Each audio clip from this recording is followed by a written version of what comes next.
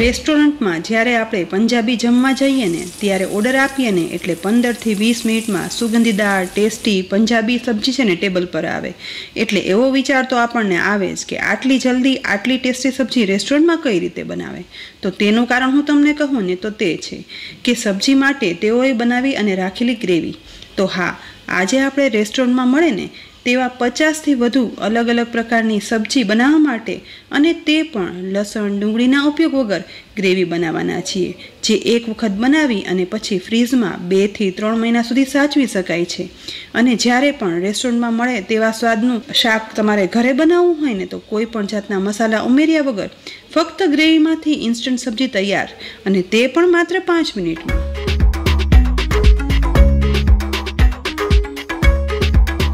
તો 50થી વધુ પંજાબી સબ્જી ઘરે બનાવવાની ગ્રેવી બનાવવાની શરૂઆત મેં અહીં કેપ્સિકમના ટુકડા કરી રાખ્યા છે. વજનમાં 150 ગ્રામનું એક કેપ્સિકમ લીધું છે. તેની સાથે ટમેટાના ટુકડા કર્યા છે, જેના માટે 4 નંગ મીડિયમથી મોટી સાઇઝના આવા લાલ અને કડક ટમેટા વાપરવાના છે, જેમાં પાણીનું પ્રમાણ ઓછું અને ગળનું પ્રમાણ વધુ હોય. અને આ ગ્રેવી છે ને એ આપણે લાંબા સમય માટે સ્ટોર કરવી છે, માટે કડક જ ટમેટા ઉપયોગ કરવાના. તેની સાથે 2 લાલ મરચાંના બીજ કાઢી લાંબા સમારેલા ટુકડા, 1 લીલા મરચાંના ટુકડા અને 1 ઇંચ આદુના ટુકડા લેવાના છે. જો લાલ મરચાં ના હોય ને તો તેટલા જ પ્રમાણમાં લીલા મરચાં ઉમેરી શકાય છે. હવે ગ્રેવી બનાવવાની શરૂઆત કઢાઈમાં 3 ટીસ્પૂન તેલ ગરમ કરવા માટે રાખશું. ગેસની ફ્લેમ આ સમયે લો જ રાખવાની છે અને ગરમ થયેલા તેલમાં 2 તમાલપત્ર, 4 થી 5 લવિંગ, 3 થી 4 તજના ટુકડા, 4 એલચી અને 1 મોટી એલચી ઉમેરશું. અડધી ટીસ્પૂન આખા કાળા મરી ઉમેરી દઈશું. માત્ર સહેજ જ એવા આખા મસાલાને ગરમ તેલમાં સાતળશું. તેલમાં મસાલા સતળવાની સુગંધ આવે ને એટલે સાથે કેપ્સિકમના ટુકડા ઉમેરી દેવાના છે અને ચલાવી અને મિક્સ કરતા જઈ કેપ્સિકમ સાતળશું. તેની સાથે લીલા મરચાંના ટુકડા અને આદુના ટુકડા પણ ઉમેરી દઈશું અને થોડું એવું વઘારમાં મિક્સ કરશું. કેપ્સિકમ સહેજ એવા સોફ્ટ થાય ને એટલે સાથે જ લાલ મરચાંના ટુકડા, કોથમીર એટલે કે ધાણાના પાન નહીં પણ તેની કૂણી દાંડીઓ ઉમેરશું, જેથી આ ગ્રેવીમાં ધાણાની એકદમ સરસ ફ્લેવર આવશે. તેને પણ હવે મિક્સ કરી થોડું એવું સાતળી લઈએ. ત્યાર પછી તુરંત જ સમારેલા ટમેટાના ટુકડા છે ને તે પણ ઉમેરી દેવાના અને હવે બધું મિક્સ કરતા જઈ આ રીતે સાતળશું. થોડું એવું સાતળ્યા પછી કઢાઈનું ઢાંકણ ઢાંકી ગેસની લો ફ્લેમ પર ટમેટા સોફ્ટ થઈ જાય ને ત્યાં સુધી ચડવા દેવાના છે. લગભગ 5 મિનિટ ચડ્યા પછી કઢાઈનું ઢાંકણ ખોલીએ. જુઓ, આપણે બિલકુલ પાણી નથી ઉમેર્યું ને છતાં પણ ટમેટા અને કેપ્સિકમમાં રહેલા પાણીના ભાગને કારણે સહેજ એવું પાણી પણ થયું છે. અહીં ટમેટા સોફ્ટ થઈ ગયા છે તો આ સમયે 5 થી 6 નંગ કાજુ, 1 ટીસ્પૂન મગજતરીના બીજ ઉમેરશું. તેની સાથે 1 ટીસ્પૂન સૂકા ધાણા, 1 ટીસ્પૂન આખું જીરું, 1 ટીસ્પૂન ધાણા જીરું પાવડર, 1 ટીસ્પૂન લાલ મરચું પાવડર અને 1 ટીસ્પૂન મીઠું પણ ઉમેરી દઈએ. હવે ગેસની ફ્લેમ મીડિયમ જ રાખતા બધા મસાલાને સતરાતા ટમેટા કેપ્સિકમમાં મિક્સ કરવાના છે. બધું મિક્સ થઈ ગયા પછી ફરી કઢાઈનું ઢાંકણ ઢાંકી માત્ર વધુ 1 મિનિટ ચડવા દઈએ. મિશ્રણમાંથી એકદમ સરસ સુગંધ આવવા લાગી છે તો આ સમયે હવે ફરીથી કઢાઈનું ઢાંકણ ખોલી લઈશું અને ત્યાર પછી સહેજ એવું મિક્સ કરી અંદર ઉમેરેલા આખા તમાલપત્ર કાઢી લેવાના છે. સાથે સાથે મોટી એલચી પણ શોધી અને બહાર કાઢી લઈશું, જેથી બનતી ગ્રેવીના મસાલાની ફ્લેવર છે ને એકદમ બેલેન્સ રહે અને બહુ વધારે પણ ના થાય.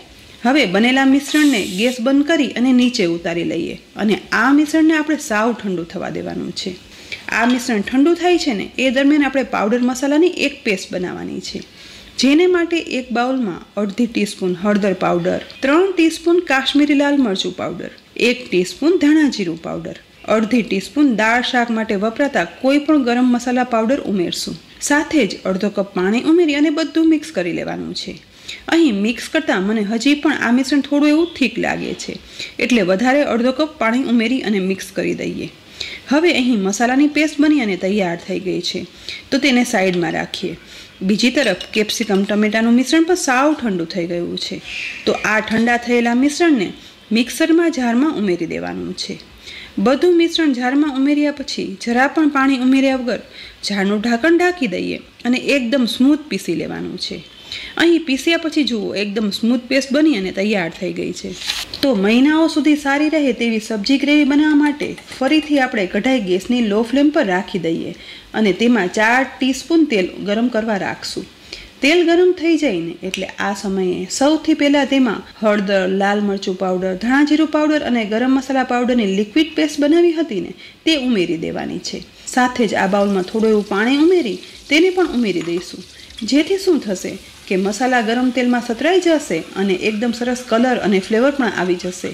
સાથે જ ઉમેરેલા મસાલા છે ને તે બળશે પણ નહીં અને કલર પણ કાળો નહીં પડે. હવે ચમચા વડે બધું આ રીતે મિક્સ કરવાનું છે, જેથી મસાલાની પેસ્ટ છે ને ઉકળી અને સતરાવા લાગે. બસ ઉકળતી ગ્રેવીમાંથી આ રીતે તેલ છૂટું પડી ઉપર આવી જાય ને એટલે સમજવાનું કે તેલમાં મસાલાની પેસ્ટ છે ને તે એકદમ સરસ સતરાઈ ગઈ છે. તો આ સમયે કેપ્સિકમ, ટમેટા, કાજુની બનાવેલી સ્મૂથ પેસ્ટ છે ને તે બધી જ સતરાતી લાલ પેસ્ટમાં ઉમેરી દઈએ. તેની સાથે જ જારમાં થોડું એવું પાણી ઉમેરી દઈએ. મિક્સ કરી અને તે મિશ્રણ પણ સાથે ઉમેરી દેવાનું છે. બધી જ પેસ્ટ ઉમેરાઈ જાય ને એટલે ગેસની લો ફ્લેમ પર આ રીતે સતરાટી પેસ્ટમાં બધું જ મિક્સ કરવાનું, જેથી લાલ કલરની ગ્રેવી બની અને તૈયાર થશે. અને જેમ જેમ આ ગ્રેવીના બધા જ ઇન્ગ્રીડિયન્ટ છે ને તે ચડવા લાગશે ને તેમ તેમ તેલ છૂટું પડવા લાગશે. પણ મહિનાઓ સુધી સારી રહે તેવી ગ્રેવી બનાવવા માટે આપણે પ્રોપર ચડવા દેવી જરૂરી છે. તેના માટે કઢાઈનું ઢાંકણ ઢાંકી પહેલાં 2 મિનિટ માટે ગ્રેવી ચડવા દઈશું. અહીં ગ્રેવી ચડવાને લગભગ 2 મિનિટ થઈ જાય ને એટલે ફરીથી ઢાંકણ ખોલી અને ચેક કરતા ગ્રેવીની એકદમ સરસ સુગંધ પંજાબી સબ્જી જેવી જ આવી રહી છે. સાથે ગ્રેવી થોડી એવી ઘટ પણ થઈ છે. તો આ સમયે આ ગ્રેવીમાં ટેસ્ટ કરીને અડધી ટીસ્પૂન મીઠું ઉમેરશું, કારણ કે શરૂઆતમાં તો આપણે ટમેટા સાથે બનતી પેસ્ટમાં મીઠું ઉમેરેલું જ છે. તેની સાથે જ 1 ટીસ્પૂન જેટલી કસૂરી મેથી હાથમાં લઈ આ રીતે મસળી અને પછી ગ્રેવીમાં મિક્સ કરવાની છે, જેથી એકદમ ફ્લેવરફુલ ગ્રેવી બની અને તૈયાર થઈ જાય. ફરીથી કઢાઈનું ઢાંકણ ઢાંકી દઈએ.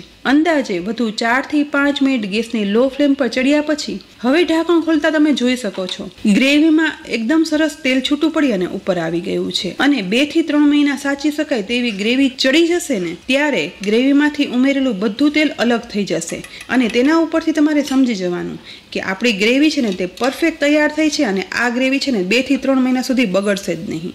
હવે તૈયાર થયેલી ગ્રેવીની કઢાઈ છે ને આપણે ગેસની નીચે ઉતારી લઈએ અને ગ્રેવીને સાવ ઠંડી થવા દેવાની છે. બનેલી આ ગ્રેવી સાવ ઠંડી થઈ જાય ને પછી કાચના એરટાઇટ કન્ટેનરમાં ભરી અને ફ્રીઝમાં રાખી દેશો ને તો આ સ્વાદિષ્ટ ગ્રેવી 2 થી 3 મહિના સુધી સારી રહે છે. અહીં મેં ઉપરથી થોડો એવો તેલ અને લાલ મરચું પાવડરનો વઘાર ઉમેર્યો છે, પણ આ વઘાર ઉમેરવો બિલકુલ ઓપ્શનલ છે. પણ હા, કાચના કન્ટેનરમાં જ્યારે આ ગ્રેવી સ્ટોર કરો ને ત્યારે ઉપર તેલ ડૂબાડૂબ રહે ને તેટલું જરૂરથી ઉમેરવાનું. હવે હું તમને આ ગ્રેવીના ઉપયોગથી કોઈ પણ પંજાબી શાક કઈ રીતે ફટાફટ બનાવી શકાય ને એ પણ બતાવું. તેના માટે ગેસની લો ફ્લેમ પર એક પેન રાખીશું. તેમાં 3 ટીસ્પૂન તેલ ગરમ કરવા માટે ઉમેરવાનું છે. ગરમ થયેલા તેલમાં પનીરના 8 થી 10 ટુકડા ઉમેરી અને સતત મિક્સ કરવા જઈ અને ત્યાં સુધી સાતળશું કે પનીર સતળાય અને લાઇટ ગોલ્ડન બ્રાઉન કલરનું થઈ જાય. અહીં પનીરની સબ્જી બનાવીએ છીએ અને પનીર સાતળવું છે એટલે થોડું વધારે તેલ ઉમેર્યું છે. બાકી 1 ટીસ્પૂન તેલ ઉમેરો ને તો પણ ચાલે. લગભગ 1 થી 1.5 મિનિટમાં જ પનીર સતળાય અને ગોલ્ડન બ્રાઉન થઈ ગયું છે. તો આ સમયે લીલા વટાણા 1 બાઉલ ઉમેરી દઈશું.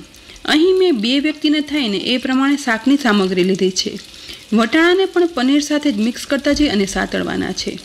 બસ માત્ર વધારે અડધી મિનિટ સાતળ્યા પછી વટાણા પણ અધકચરા સતળાઈ ગયા છે. તો આ સમયે આપણે તૈયાર કરેલી ગ્રેવીમાંથી 1.5 મોટો ચમચો જેટલી ગ્રેવી સતળાતા મટર અને પનીરમાં ઉમેરશું. બસ બીજું કાંઈ જ ઉમેરવાની અને વધારે કોઈ પણ સામગ્રી ઉમેરવાની જરૂર નહીં પડે. માત્ર અડધી મિનિટ જ મિક્સ કરી અને સાતળતા તમે જોઈ શકો છો કે 5 મિનિટથી પણ ઓછા સમયમાં રેસ્ટોરન્ટ સ્ટાઇલ પંજાબી મટર પનીરની સબ્જી એ જ સ્વાદની તૈયાર થઈ ગઈ છે. તો જોયું ને, ફક્ત એક જ ગ્રેવી બનાવી અને રાખી દેશો ને તો તેમાંથી ઘરમાં બધાના મનપસંદ સબ્જી જ્યારે જોઈએ ને ત્યારે તૈયાર કરી શકાશે અને તે પણ ફક્ત 5 મિનિટમાં જ. અને આ રીતે બનાવેલી સબ્જી બધા ચાખશે ને તો કહેશે કે આ રેસ્ટોરન્ટનો સ્વાદ ઘરમાં કઈ રીતે આવ્યો. તો ફ્રેન્ડ્સ, 50 થી વધુ પંજાબી સબ્જી ફક્ત એક જ ગ્રેવીમાંથી બનાવી શકાય અને મહિનાઓ સુધી સાચવી શકાય તેવી આ ગ્રેવી જરૂરથી બનાવજો. હું રેગ્યુલર આ ગ્રેવી બનાવી અને મારા ઘરમાં વાપરું છું.